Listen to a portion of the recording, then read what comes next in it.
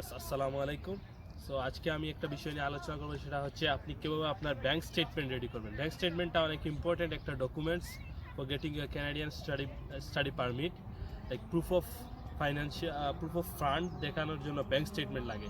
Bank statement দেখানোর জন্য আপনার তিনটা পার্ট আছে ব্যাংক স্টেটমেন্টে। একটা হচ্ছে আপনি একটা ফিক্সড মানি, লিকুইড মানি দেখাইতে হয়, আপনার ব্যাংকে সেভিংস আছে for getting your like FDR savings and something like that.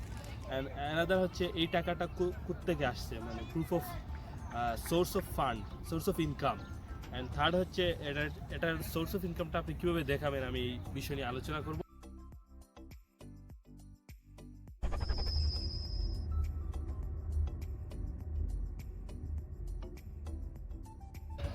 Basically কানাডায় অনেক বেশি এখন ইমিগ্রান্ট দরকার। তাদের ইমিগ্রান্ট মিনিস্টার কয়েকদিন আগে অ্যানাউন্স করছে তারা 1 মিলিয়ন, মানে 1 মিলিয়ন ইমিগ্রান্ট, মানে 10 লক্ষ মানুষ নতুন আনবে। So you can take the advantage of this one. It's really important to move here and start a new life. কানাডায় অনেক অপরচুনিটি আছে এবং আমি এই অপরচুনিটিগুলো আপনাদের সাথে শেয়ার করবো। অফকোর্স আজকের ভিডিওটা ব্যাংক স্টেটমেন্ট এবং কীভাবে কী প্রিপেয়ার করবেন সেটা শুধু স্টুডেন্ট ভিসার জন্য না, আপনি বাকি ভিসাগুলোর ক্ষেত্রেও সেম প্রসেস, হয়তো অ্যামাউন্টটা ডিফারেন্ট বা প্রসেসটা কিন্তু সেমই। সো এভাবে করলে হয়তো আপনি অনেক বেশি বেটার ফিডব্যাক পাবেন বা আপনার ভিসা হওয়ার চান্সেসটা অনেক বেশি থাকে। স্টেটমেন্টের জন্য প্রথমত হচ্ছে আপনার একটা ফিক্সড অ্যামাউন্ট, ইউনিভার্সিটির টিউশন ফি এবং আপনার 1 বছরের লিভিং এক্সপেরিয়েন্স এবং 1 বছরের টিউশন ফিটা প্রুভ করতে হয়। আপনার কাছে সেভিংস আছে, যেমন আপনার যে স্পন্সর হবেন, যিনি আপনাকে স্পন্সর করবেন, তিনি আপনাকে দেখাইতে হবে যে এই টাকাটা আমার সেভিংস আছে আপনার পেছনে খরচ করার জন্য, আপনার স্টাডির জন্য খরচ করার জন্য।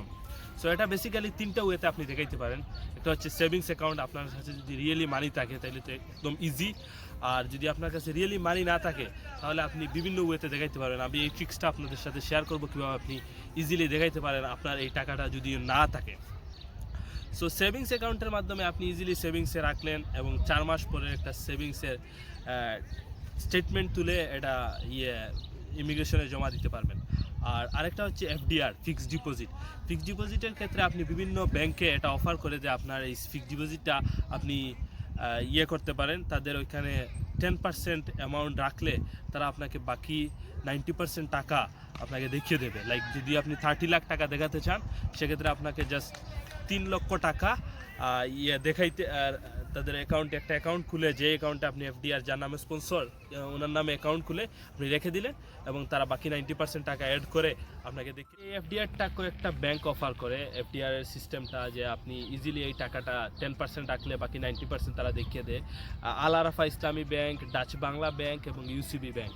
আমি personally Dutch Bangla bank prefer করবো, বিকজ আমি ওইটা থেকে করছি, ওইখানে ভালো আছে। আল আরাফাতেও আমি কথা বলছিলাম, বাট ওদের একটু প্রসিডিউর একটু ডিফারেন্ট লাগছে, আমার কাছে লাগছে সহজ হইলেও ডাচ বাংলা ব্যাংক এবং UCB ব্যাংকেও আপনি করতে পারেন। FDRটা নিয়ে অনেকের অনেক কনফিউশন আছে, যে অনেকে বলতেছে এটা ইমিগ্রেশন বিশ্বাস করে না, বাট আমি বলবো কি আপনি ম্যাচিউর করেন। এই FDRটাকে ম্যাচিউর করার জন্য মিনিমাম 3 মাস সময় দেন। 3 মাসের কয়েকদিন পর আপনি স্টেটমেন্টটা তুলবেন। সো যত বেশি ম্যাচিউর হবে তত বেটার হবে, তত আপনার এটা বেশি রিলায়েবল লাগবে স্টেটমেন্টটা। আর টাকাটা অবশ্যই স্টে রাখবেন, ভিসার পাওয়ার আগ পর্যন্ত আপনি আপনার অ্যাকাউন্টে রাখবেন, FDRটা ভাঙবেন না। এবার আপনি FDRটা সম্পর্কে আমি কনফিউশন দূর করলাম। সো এখন আমি বলবো যে ব্যাংক স্টেটমেন্ট সম্পর্কে। ব্যাংক স্টেটমেন্টটাকে আপনি অনেক বেশি প্রায়োরিটি দিবেন, তখন ব্যাংক স্টেটমেন্টটাকে প্রায়োরিটি দিলে আপনার FDRটাও স্ট্রং হবে। তারা শুধুমাত্র আপনার 30 লাখ আছে এটা ব্যাংকের মাধ্যমে দেখাইলে হবে না, এটা প্রুভ করতে হবে এটা আপনার টাকা।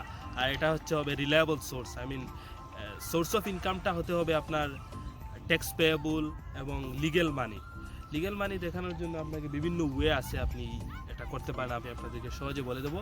বাট বেসিক্যালি এটার জন্য আপনাকে একটা কাস্টম ট্রানজ্যাকশন মেক করতে হবে, যে আপনি 30 লাখ টাকা কোথায় পেলেন।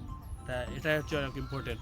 অনেকে দেখায় জমি বিক্রি করে বা অ্যাসেট বিক্রি করে দেখাইলে হয়, বাট এটা হয়তো এত বেশি রিলায়েবল না বা এত বেশি বিশ্বাসযোগ্য হয় না তাদের ইমিগ্রেশনের কাছে। বাট এর জন্য তারা আপনার লাস্ট 6 মান্থ বা 1 ইয়ার বা যতদিন সম্ভব এটার একটা ব্যাংক স্টেটমেন্ট, মানে আপনার আপনার বাবার যে ব্যবসা হইলে ব্যবসা দেখাবেন, বা যদি চাকরি করে থাকেন চাকরির টাকাটা যে বেতনটা পাইছেন ওই বেতনটা যে আপনার অ্যাকাউন্টে ঢুকতেছে ওটা একটা ব্যাংক স্টেটমেন্ট দিতে হয়। সেই জন্য আপনি কী করবেন, আপনার বেসিক্যালি তো আপনি স্টুডেন্ট ভিসা পাওয়ার জন্য আপনার একটা সার্টেন অ্যামাউন্ট টাকা দরকার হয়, যেমন 6 থেকে 7 লক্ষ টাকা টিউশন ফি বা আপনার এই পারপাসে খরচ করার জন্য আপনার কাছে থাকে। এই টাকাটা আপনি ফ্রিকুয়েন্টলি ব্যাংকের অ্যাকাউন্টে একটা অ্যাকাউন্ট, যে অ্যাকাউন্ট স্পন্সরের অ্যাকাউন্ট থেকে ট্রানজ্যাকশন করলেন।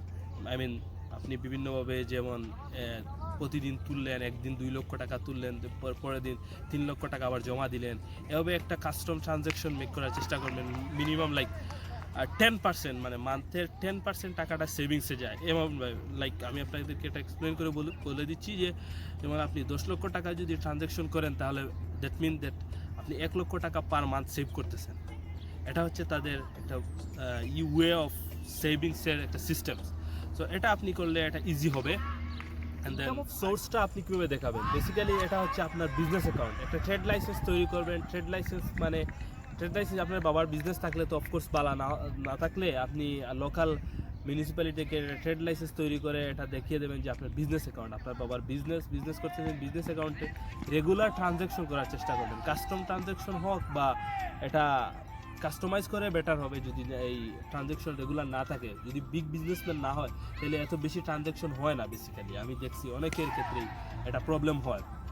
আমার বাবারও ছোটোখাটো ব্যবসা ছিল, বাট ওইটা থেকে এত হিউজ ট্রানজ্যাকশন হয় না রেগুলারলি, কারণ বাংলাদেশে তো ম্যাক্সিমাম মানুষই ক্যাশে টাকা দেয়, ব্যাংকে দিতে চায় না, বা ব্যাংকে এই চেকের মাধ্যমে দেয় না অনেকে। সো এটা একটু ডিফিকাল্ট হয়ে যায় যে প্রুভ করা যে আপনার কাছে এত টাকা ছিল। সো আপনি এটার ক্ষেত্রে আপনি কী করবেন, যে কাস্টম ট্রানজ্যাকশন মান্থলি বা উইকলি একটা টার্গেট করবেন যে আমি উইকে 5 লক্ষ 6 লক্ষ টাকার একটা ট্রানজ্যাকশন করবো। ইজি ওয়েতে আমি বলি, যদি ব্যাংকে কেউ পরিচিত থাকে সেটা হবে বেটার। ব্যাংকে ওনার কাছে চেক ইজিলি দিয়ে দিলেন, উনি একটা অ্যাকাউন্টে ট্রান্সফার করে দিলেন, তারপর ওই অ্যাকাউন্ট থেকে আবার আপনার অ্যাকাউন্টে ট্রান্সফার করে দিলেন। এটা হচ্ছে ইজি। আর আপনি যদি আরও বেটার ওয়ে তাকে করতে পারেন, বাট এটা হচ্ছে আমি নিজেও করছি, প্রেফারেবলি আপনিও করলে অবশ্যই বেটার হয়। যখন আপনি 1 বছর বা 2 বছর একটা ট্রানজ্যাকশনের একটা স্টেটমেন্ট বের করবেন, তখন এন্ড অফ দ্য স্টেটমেন্ট আপনি দেখবেন যে আপনি কত টাকা ট্রানজ্যাকশন করছেন। এটা আপনাকে একটা ফিডব্যাক পাওয়ার একটা বেটার হবে। যখন আপনি 1 কোটি টাকা ট্রানজ্যাকশন করলে ইজিলি গেস করা যায় আপনার ইয়ারলি সেভিংস আছে 2 থেকে 3 লক্ষ 4 লক্ষ বা 5 লক্ষ 10 লক্ষ টাকার মতো ইয়ারলি সেভিংস থাকে। সো এটা ইমিগ্রেশনরা ইজিলি বিলিভ করে যে না ঠিক আছে, এই অ্যাকাউন্টের ব্যালেন্সটা এফডিআর 30 লক্ষ টাকার দেখাইছে, তার মান্থলি ট্রানজ্যাকশন হয় 10 লক্ষ টাকা। সো ইজিলি সেই টাকাটা সেভ করতে পারছে এবং রিচ করতে পারছে। সো এটা হচ্ছে আমি ব্যাংক স্টেটমেন্ট জন্য আপনাকে বললাম। সো এভাবে আপনি ব্যাংক স্টেটমেন্ট করলে অফকোর্স আপনি বেনিফিটেড হবেন এবং you can get the visa, hopefully ইনশাআল্লাহ you'll get the visa. So thank you for watching the video, and please stay with me, and of course subscribe the channel and give me a thumbs up. If you have any question, comment it below. So thank you for watching.